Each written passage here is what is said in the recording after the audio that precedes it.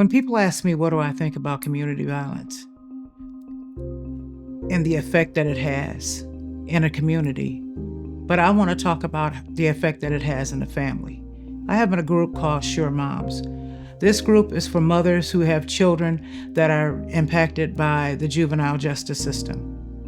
But not only just the juvenile justice system now, it is spreading into the community, and people are coming and asking, what can I do to help? You know, and I had a mother where I was sitting in a group one time, my very first meeting that we had for Sure Moms. This mom was sitting next to me, and it was something that I could just feel in her spirit. And I looked at her and I said, are you thinking about suicide? And this mom said to me, yes, I am. As a matter of fact, I was planning on doing that with my kids when we leave this meeting. I asked this mom, I said, please, can you just give me a month?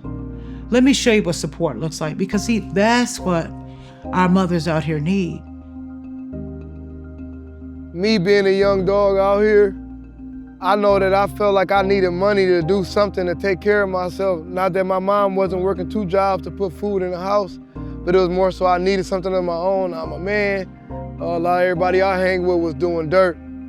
Young people these days is in the same boat. Don't got a lot of resources or outlets for somebody to express themselves. They don't got a lot of voices to say, hey, young dog, how you doing today? What you got going on? How can I help you? I know you need some money in your pockets. I ain't got it, but I can try to help you find resources and find your talents. Cause these young boys out here hurting, man. The community out here hurting. They watching their friends get murdered. They watching their friends go to jail. They watching their mothers get beat at home. They watching their little sisters need stuff and sisters and brothers need stuff that they can't provide. So they turn to what they think is cool. You know, people ask me how do young men find themselves in gun violence. You know what they tell me a lot of times? There's no hope. And that's one thing I'm finding about even in the families. There's just no hope. They just feel like I have nothing. Mothers feel like I don't have a husband. Their sons are taking care of them. Kids are not being raised. All they can think about is when something happened, they're gonna kill somebody, and everybody got a gun, you know? Nobody tried to resolve conflict. So when they tell me their stories, I can relate. I can go talk to a public health official. I can go talk to an elected official. I can go talk to a law enforcement official and let him know that my people are saying this, I'm saying this, I agree.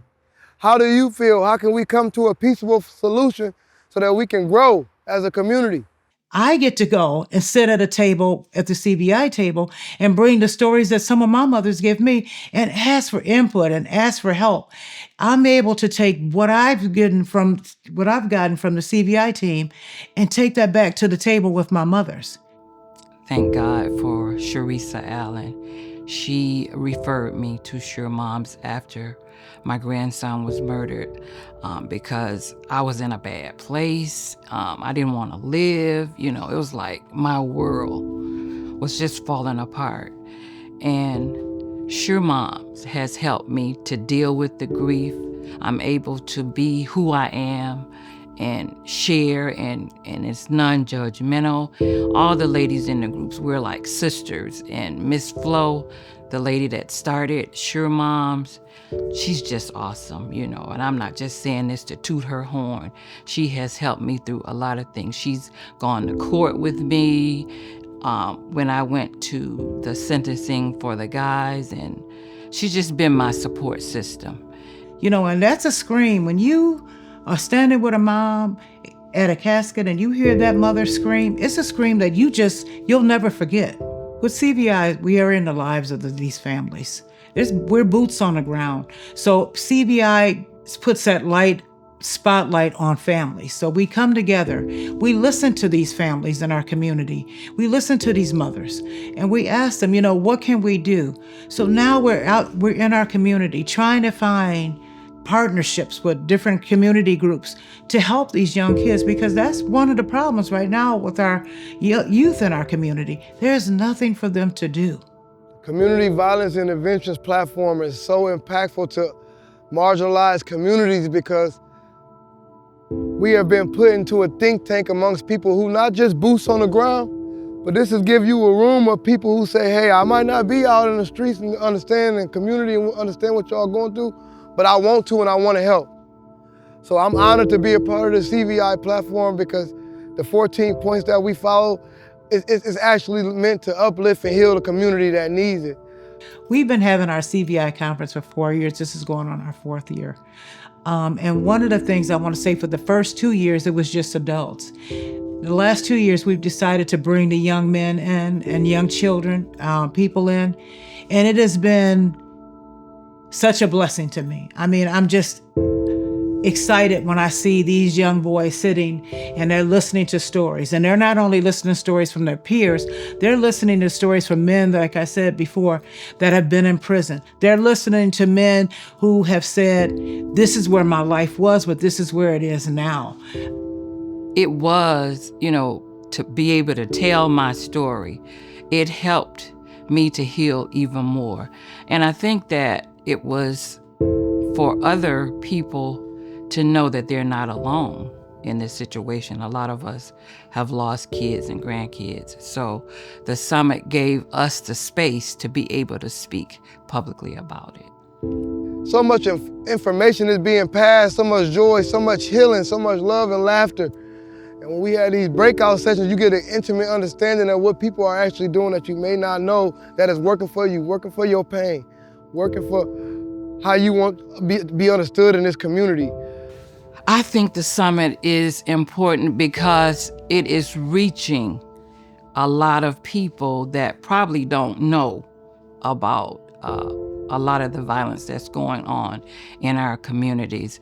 And I think it will help people to try to get stuff for intervention so we don't continue to go through all the violence that's happening in the different communities, not just Washtenaw County.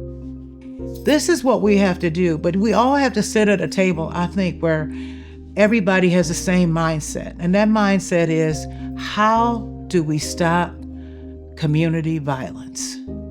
It's serious to me, man, because if it's another way that we can make it, I'm gonna try to create that light. And of course, I'm not perfect myself. I'm still striving. I'm still a person that needs the resources that I advocate for. For those who think that this doesn't matter, it does, because that was me until my grandson was killed. I'm working in the field, but never had to deal with anything like this. So once it happens, because you become involved with this, then you're kind of more prepared to deal with it, I think. I think you should tap into this kind of life because it could happen to you. And even if it ain't gonna happen to you and God's will that it don't happen to you, your story might be able to help somebody not get into this story. Your story might be able to help somebody understand that there's other ways of life, because sometimes we get caught in our bubble. We get caught in our cycle of life and not understanding that it is a way out. And people say, well, how will this help my community if I'm involved or if I'm a part of this? Saving your community is saving a life. It may not be anybody that you know, but there's a mother that you know out there that's crying. There's a mother out there that's saying, I need help. There's a mother that has been left on the ground in the street. This community violence platform is deep. This community violence platform is powerful. The summit is a culmination of minds and spirits and hearts saying that we hear the cries of the community and we answering that call.